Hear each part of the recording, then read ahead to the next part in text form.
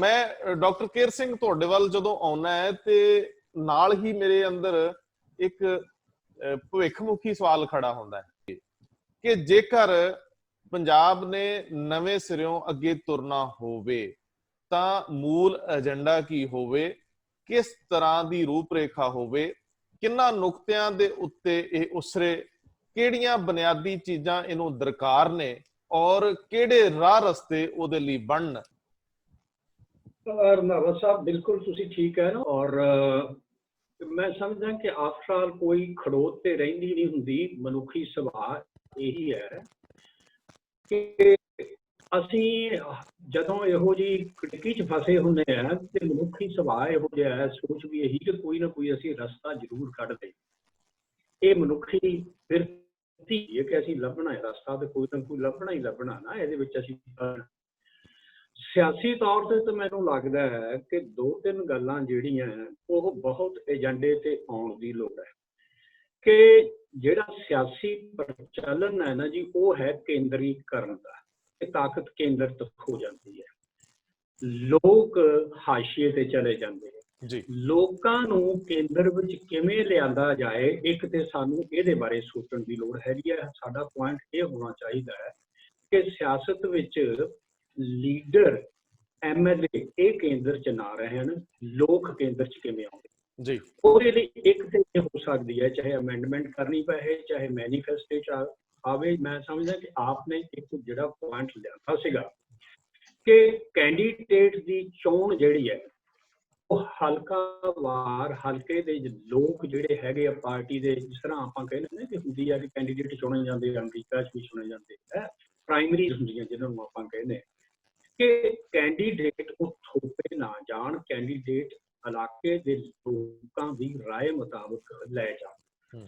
ਜਦੋਂ ਇਹ ਗੱਲ ਹੋ ਜਾਂਦੀ ਹੈ, ਯਾਨੀ ਕਿ ਮੈਂ ਕਹਿੰਦਾ ਹੈ ਕਿ ਪਾਰਟੀਜ਼ ਦੇ ਵਿਦਨ ਪਾਰਟੀਜ਼, ਜਿਹਨੂੰ ਆਪਾਂ ਕਹਿੰਦੇ ਕਿ ਡੈਮੋਕ੍ਰੇਸੀ, ਉਹ ਲਾਜ਼ਮੀ ਹੈ। ਜਿੰਨਾ ਚਿਰ ਵਿਦਨ ਦੀ ਪਾਰਟੀਜ਼ ਡੈਮੋਕ੍ਰੇਸੀ ਨਹੀਂ ਆਉਂਦੀ ਤੇ ਅਸੀਂ ਕਾਡਰ ਜਿਹੜਾ ਹੈ ਜਾਂ ਲੋਕਲ ਵਰਕਰ ਜਿਹੜਾ ਹੈਗਾ, ਜਾਂ ਲੋਕਾਂ ਦੀ ਰਾਏ ਜਿਹੜੀ ਹੈ ਉਹ ਕੇਂਦਰ ਵਿੱਚ ਅਸੀਂ ਨਹੀਂ ਲਿਆਉਂਦੇ, ਸਾਡੀਆਂ ਲੋਕਾਂ ਦੀਆਂ ਲੋੜਾਂ ਨਹੀਂ ਆਉਣਗੀਆਂ। ਫਿਰ MLA ਸਾਹਿਬ ਜਾਂ ਲੀਡਰ ਸਾਹਿਬ ਜੋ ਉਹਨਾਂ ਦੀਆਂ ਪ੍ਰੈਫਰੈਂਸਿਸ ਹੈ ਉਹ ਕੇਂਦਰ ਵਿੱਚ ਰਹਿਣਗੀਆਂ। ਇੱਕ ਤੇ ਸਾਨੂੰ ਇਹ ਲਾਜ਼ਮੀ ਕਰਨ ਦੀ ਲੋੜ ਹੈ ਏਜੰਡੇ 'ਚ ਕਿ ਪਾਰਟੀਜ਼ ਜਿਹੜੀਆਂ ਵੀ ਹੋਣ ਉਹ ਡੈਮੋਕ੍ਰੈਟਿਕ, ਉਹਨਾਂ ਦਾ ਸਟਰਕਚਰ ਅਨਸ਼ੋਰ ਕਰਨਾ ਚਾਹੀਦਾ। ਔਰ ਜਿਹੜੀ ਪਾਰਟੀ ਦਾ ਡੈਮੋਕ੍ਰੈਟਿਕ ਸਟਰਕਚਰ ਨਹੀਂ ਹੈ ਔਰ ਕੈਂਡੀਡੇਟ ਦੀ ਚੁਆਇਸ ਡੈਮੋਕ੍ਰੈਟਿਕਲੀ ਨਹੀਂ ਹੁੰਦੀ, ਉਹਨਾਂ ਦੇ ਖਿਲਾਫ ਲੋਕ ਰਾਏ ਬੁਲੰਦ ਕਰਨੀ ਚਾਹੀਦੀ। ਦੂਸਰੀ ਚੀਜ਼ ਮੈਂ ਸਮਝਦਾ ਹੈ ਐਡਮਿਨਿਸਟ੍ਰੇਸ਼ਨ ਦੀ ਹੈ ਕਿ ਆਪਾਂ ਦੇਖ ਲਿਆ ਹੋਇਆ ਹੈ ਕਿ ਲੋਕਾਂ ਦੇ ਕੰਮ ਨਹੀਂ ਹੁੰਦੇ। ਜਦੋਂ ਲੋਕਾਂ ਦੇ ਕੰਮ ਨਹੀਂ ਹੁੰਦੇ ਰੰਧਾਵਾ ਸਾਹਿਬ, ਤੇ ਕੋਈ ਨਾ ਕੋਈ ਤਰੀਕਾ ਹੁੰਦਾ, ਚਾਹੇ ਉਹ MLA ਦੀ ਸਿਫਾਰਿਸ਼ ਕਰਾਉਣ, ਚਾਹੇ ਪੈਸੇ ਨਾਲ ਕਰਾਉਣ, ਚਾਹੇ ਕਿਸੇ ਹੋਰ ਢੰਗ ਨਾਲ ਤਰੀਕੇ ਨਾਲ ਕਰਨ।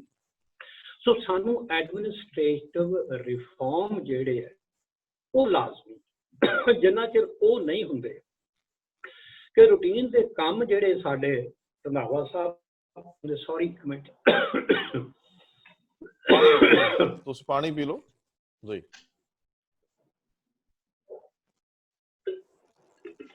ਜਦੋਂ ਰੰਧਾਵਾ ਸਾਹਿਬ ਸਾਡੇ ਐਡਮਿਨਿਸਟ੍ਰੇਸ਼ਨ ਜਿਹੜੀ, ਜਿਸ ਨੂੰ ਆਪਾਂ ਕਹਿੰਦੇ ਚਾਹੇ ਪੁਲਿਸ ਐਡਮਿਨਿਸਟ੍ਰੇਸ਼ਨ ਹੋਵੇ, ਚਾਹੇ ਬਿਊਰੋਕ੍ਰੈਟਿਕ ਹੋਵੇ, ਚਾਹੇ ਕੋਈ ਵੀ ਹੋਵੇ, ਜੇ ਨਿਯਮਾਂ ਮੁਤਾਬਕ ਕੰਮ ਕਰਦੀ ਹੈ, ਰੂਲਸ ਮੁਤਾਬਕ ਕੰਮ ਕਰਦੀ ਹੈ, ਤੇ ਉਹ ਚੁਸਤ ਦਰੁਸਤ ਆਪਾਂ ਐਡਮਿਨਿਸਟ੍ਰੇਸ਼ਨ ਨੂੰ ਕਰ ਲੈਂਦੇ ਹਾਂ, ਤੇ ਉਹਦੇ ਨਾਲ ਸਾਨੂੰ ਇਸ ਕਿਸਮ ਦੀ ਯਾਨੀ ਕਿ ਲੀਡਰਾਂ ਦੇ ਪਿਛਲੱਗ ਬਣਨ ਦੀ ਲੋੜ ਵੀ ਘਟ ਜਾਂਦੀ ਹੈ ਜੀ। ਹੁਣ ਤੁਸੀਂ ਮੈਂ ਆਪਣੇ ਵਰਗੇ ਬੰਦੇ ਤਾਂ 100 ਤਰੀਕੇ ਹੋਣਗੇ, ਰਿਸ਼ਤੇਦਾਰੀਆਂ ਹੋਣਗੀਆਂ, ਬਿਊਰੋਕ੍ਰੈਟਿਕ ਲਿੰਕ ਹੋਣਗੇ, ਜਾਂ ਆਪਣਾ ਪ੍ਰਭਾਵ ਹੋਣ ਜੀ, ਉਹਦੇ ਨਾਲ ਕੰਮ ਹੋ ਜਾਣਗੇ। ਪਰ ਜਨ ਸਧਾਰਨ ਦਾ ਕੰਮ ਨਹੀਂ ਹੁੰਦਾ। ਉਹਨਾਂ ਨੂੰ ਜਾਂ ਤੇ ਪੈਸੇ ਨਾਲ ਕੰਮ ਕਰਾਉਣਾ ਪੈਂਦਾ, ਤੇ ਜਾਂ ਮੁੜ ਕੇ ਫਿਰ ਕਚਹਿਰੀਆਂ ਵਿੱਚ, ਥਾਣਿਆਂ ਦੇ ਵਿੱਚ ਇਹਨਾਂ ਪੋਲੀਟੀਸ਼ੀਅਨ ਦੇ ਪਿੱਛੇ ਲੱਗਣਾ ਪੈਂਦਾ। ਉਹਨਾਂ ਦੇ ਕੰਮ ਹੁੰਦੇ ਨਹੀਂ, ਔਰ ਉਹ ਫਿਰ ਜਿਹਨੂੰ ਕਹਿੰਦੇ ਗਿਵ ਐਂਡ ਟੇਕ ਹੁੰਦਾ ਜੀ। ਦੇਖੋ ਜੀ, ਮੈਂ ਤੁਹਾਡੀ ਬਹੁਤ ਮਦਦ ਕੀਤੀ ਸੀ, ਥਾਣੇ ਵਿੱਚ ਗਿਆ ਸੀ, ਕਚਹਿਰੀ ਦੇ ਵਿੱਚ ਆਹ ਕੰਮ ਕੀਤਾ ਸੀ, ਤੁਹਾਡੀ ਜ਼ਮੀਨ ਦਾ ਕੀਤਾ ਸੀ, ਫਲਾਣਾ ਨੇ, ਸਾਨੂੰ ਪਤਾ ਸਾਰੀਆਂ ਜਿੰਨੇ ਵੀ ਹਨ। ਤੇ ਉਹਨਾਂ ਦੇ ਬਿਨਾਂ ਜੇ ਕੰਮ ਨਹੀਂ ਹੁੰਦਾ ਤੇ ਫਿਰ ਇੱਕ ਓਬਲੀਗੇਸ਼ਨ ਜੀ ਹੁੰਦੀ ਹੈ, ਗਿਵ ਐਂਡ ਟੇਕ ਜਿਹੜਾ ਬਣਦਾ। ਸਾਡਾ ਸਿਸਟਮ ਇਸ ਵੇਲੇ ਇਹ ਹੈ ਜੇ ਐਡਮਿਨਿਸਟ੍ਰੇਟਿਵ ਸਿਸਟਮ ਨੂੰ ਅਸੀਂ ਚੁਸਤ ਦਰੁਸਤ ਕਰ ਲੈਨੇ ਔਰ ਸਾਡੇ ਏਜੰਡੇ ਤੇ ਇਹ ਚੀਜ਼ ਆ ਜਾਏ ਕਿ ਅਸੀਂ ਪਾਰਟੀ ਬਿਲਕੁਲ ਸਪਸ਼ਟ ਵੀ ਇੱਕ ਜੇ ਕਰੂ ਤੇ ਅਸੀਂ ਉਹਨਾਂ ਦੇ ਨਾਲ, ਅਦਰਵਾਈਜ਼ ਅਸੀਂ ਉਹਦੇ ਨਾਲ ਨਹੀਂ ਹੈ। ਲੋਕਾਂ ਨੂੰ ਅਸੀਂ ਜਾਗਰੂਕ ਕਰਨ ਦੀ ਲੋੜ ਹੈ। ਔਰ ਤੀਸਰੀ ਗੱਲ ਜਿਹੜੀ ਹੈਗੀ ਹੈ ਰੰਧਾਵਾ ਸਾਹਿਬ, ਉਹ ਇਹ ਕਿ ਸਾਨੂੰ ਜਿਹੜੀ ਲੋਕ ਲਹਿਰ, ਲੋਕਾਂ ਨੂੰ ਜਾਗਰਤ ਕਰਨ ਦੀ ਲੋੜ ਹੈ ਕਿ ਤੁਸੀਂ ਜਿੰਨਾ ਚਿਰ ਪਿਛਲੱਗ ਬਣ ਕੇ ਰਹੋਗੇ ਉਹਨਾਂ ਚਿਰ ਇਹਦਾ ਕੋਈ ਹੱਲ ਨਹੀਂ। ਯਾਨੀ ਕਿ ਆਪਾਂ ਕਹੀਏ ਕਿ ਪੋਲੀਟੀਕਲੀ ਐਜੂਕੇਟਡ, ਜਿੰਨਾ ਚਿਰ ਪੋਲੀਟੀਕਲੀ ਐਜੂਕੇਟਡ ਸਿਟੀਜ਼ਨਰੀ ਨਹੀਂ ਹੁੰਦੀ। ਅਸੀਂ ਪੋਲੀਟੀਕਲ ਸਾਇੰਸ ਪੜ੍ਹਾਉਂਦੇ ਰਹੇ ਹੈ ਕਿ ਡੈਮੋਕ੍ਰੇਸੀ ਦੀ ਬੈਸਟ ਐਕਟ ਜਿਹੜੀ ਹੈ, ਬੈਸਟ ਕੰਡੀਸ਼ਨ ਉਹ ਇਹ ਹੈ ਕਿ political education of the citizen. ਜੇ ਸਿਟੀਜ਼ਨ ਸਿਆਸੀ ਤੌਰ ਤੇ ਉਹ ਐਜੂਕੇਟਡ ਨਹੀਂ ਹੈ, ਉਹ ਜਾਣਕਾਰ ਨਹੀਂ ਹੈ, ਉਹ ਇਗਨੋਰੈਂਟ ਹੈ, ਤੇ ਸਮਝ ਲਓ ਫਿਰ ਹਾਲਾਤ ਇਹੋ ਜਿਹੇ ਰਹਿਣੇ ਆ। ਤਿੰਨ ਚੀਜ਼ਾਂ ਮੈਂ ਸਮਝਦਾ ਕਿ ਏਜੰਡੇ ਤੇ ਇਮੀਡੀਏਟਲੀ, ਹੋਰ ਗੱਲਾਂ ਵੀ ਆਪਾਂ ਬਾਤ ਸਕਦੇ ਹਾਂ। ਨੰਬਰ 1 ਕਿ ਡੈਮੋਕ੍ਰੇਸੀ ਵਿਦਿਨ ਦੀ ਪਾਰਟੀਜ਼, ਕਿ ਜਦੋਂ ਉਹਨਾਂ ਨੇ ਕੈਂਡੀਡੇਟ ਚੁਣਨਾ ਲੋਕਲ, ਘੱਟ ਲੋਕਲ ਜਿਹੜੇ ਹਨ ਸਾਡੇ ਵਰਕਰ, ਉਹਨਾਂ ਦੀ ਰਾਏ ਨਾਲ ਚੁਣਿਆ ਜਾਏ, ਉੱਪਰੋਂ ਨਾ।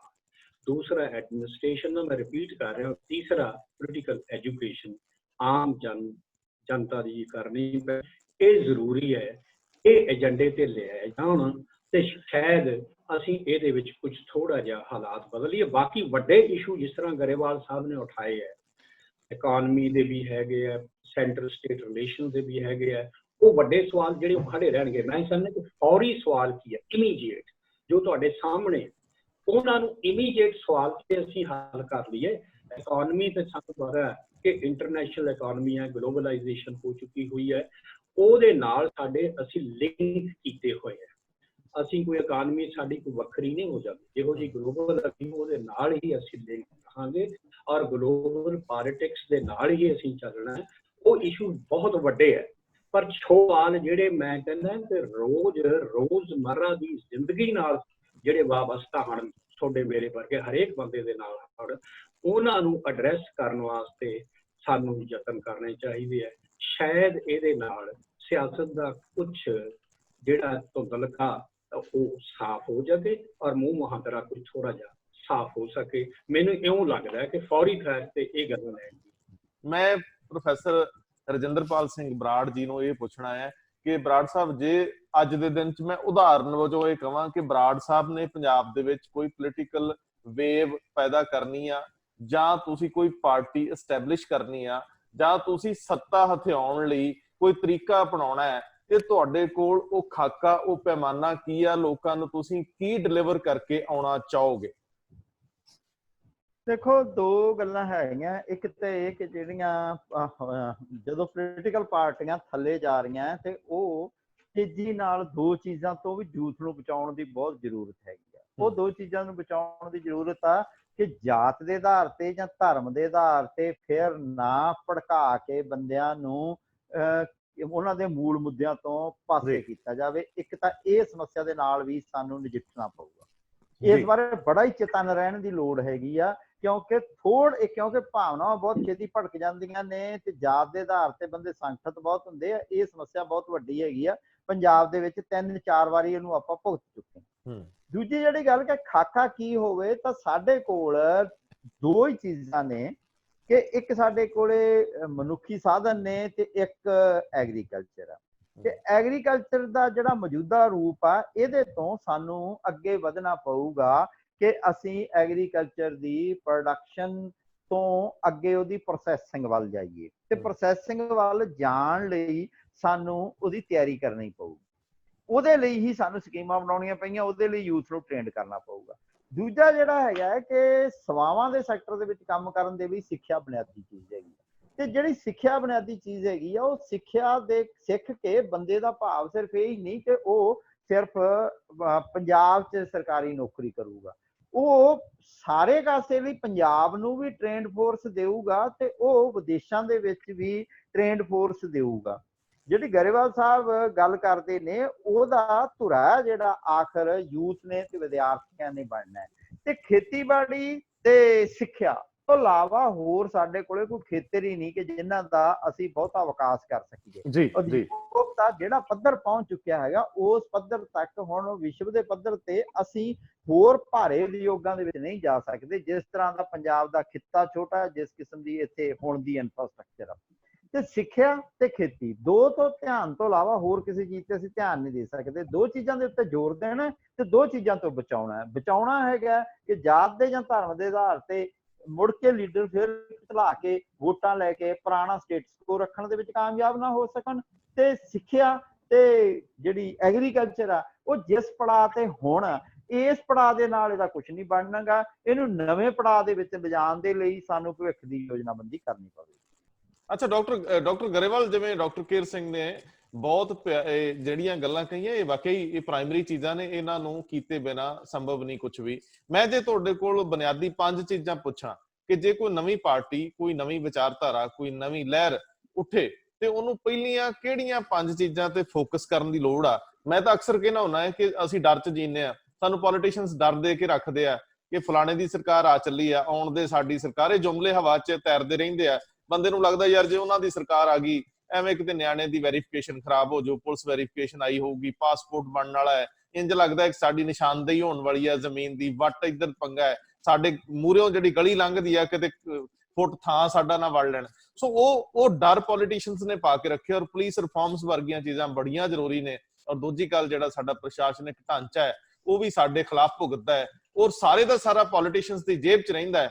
ਬੜੇ ਸੋਹਣੇ ਪਿਆਰੇ ਚਿਹਰਿਆਂ ਵਾਲੇ ਅਫਸਰ ਜਦੋਂ ਇਹਨਾਂ ਨੂੰ ਸਲੂਟ ਵੀ ਕੱਲਾ ਨਹੀਂ ਮਾਰਦੇ, ਇਹਨਾਂ ਦਾ ਹੁਕਮ ਮੰਨਦੇ ਆ, ਤੇ ਇੰਜ ਲੱਗਦਾ ਹੈ ਕਿ ਉਹ ਸਹੁੰਆਂ ਜਿਹੜੀਆਂ ਖਾ ਕੇ ਆਏ ਸੰਵਿਧਾਨਕ, ਉਹਨਾਂ ਤੋਂ ਵੀ ਪਾਸੇ ਮੂੰਹ ਕਰ ਜਾਂਦੇ ਆ। ਸੋ ਬੁਨਿਆਦੀ 5 ਚੀਜ਼ਾਂ ਜੇ ਕਿਸੇ ਨਵੀਂ ਲਹਿਰ ਲਈ ਹੋਣ ਤੇ ਉਹ ਕੀ ਹੋਣ? ਜੇ ਕੋਈ ਸੋਚਦਾ ਹੋਵੇ, ਕਿਧਰੇ ਕੋਈ ਜਜ਼ਬਾ ਰੱਖਦਾ ਹੋਵੇ ਕਿ ਲੜਾਂਗੇ, ਤੇ ਲੜਨ ਲਈ ਉਹਦੇ ਕੋਲ ਵਿਜ਼ਨ ਨਾ ਹੋਵੇ, ਤੇ ਵਿਜ਼ਨ ਤੁਸੀਂ ਲੋਕਾਂ ਨੇ ਦੇਣਾ ਹੈ, ਤੇ ਉਹ ਪਹਿਲੀਆਂ 5 ਚੀਜ਼ਾਂ।